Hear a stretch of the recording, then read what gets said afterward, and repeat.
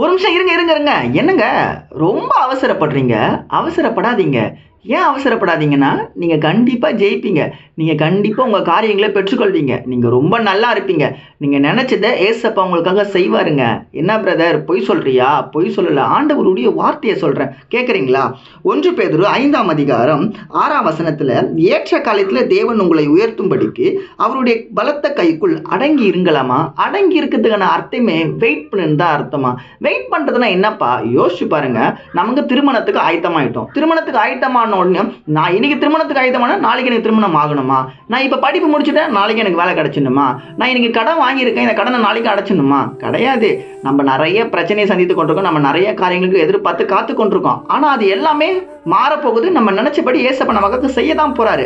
ஆனா அது வரைக்கும் நம்ம என்ன பண்ணணுமா? அவருடைய கரத்துல வெயிட் பண்ணணுமா? வசனம் சொல்லுதுல, நான் உங்களை உயர்த்த போறேன் அப்படின்னு. ஏசப்பா உயர்த்துறதுக்கு ஒரு நேரம் வருங்க.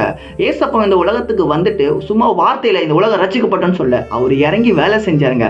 அவர் ஊழியத்துக்கு வரதுக்கு கூட ஒரு டைம் வந்துச்சுங்க. அப்பதாங்க அவர் ஊழியத்துக்கு வந்தாரு.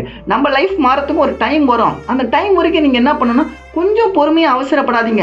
எனக்கு கல்யாணம் ஆகல, எனக்கு வீடு கட்ட முடியல, என்னால கடன் பிரச்சனை அடைக்க முடியல, என் சூழ்நிலை மாற மாட்டேங்குது, என் பிசினஸ்ல ஏற முடியல, நான் ரொம்ப தோல்வி அடைஞ்சுன்னு இருக்கேன், படிப்புல ஃபுல்லா கஷ்டமா இருக்குன்னு சொல்லிட்டு அவனுக்கு நல்லா இருக்கு, இவனுக்கு நல்லா இருக்கா சொல்லி அவங்களே இவங்கள பார்க்காதீங்க. மேல நம்மள படைச்ச ஏசப்பாவை மட்டும் பாருங்க. கண்டிப்பா எல்லாவற்றையும் இன்னைக்கு உங்க வாழ்க்கையில மாத்துவாருங்க. அடிமையா தாங்க தானியேல கொண்டு வரப்பட்டாங்க.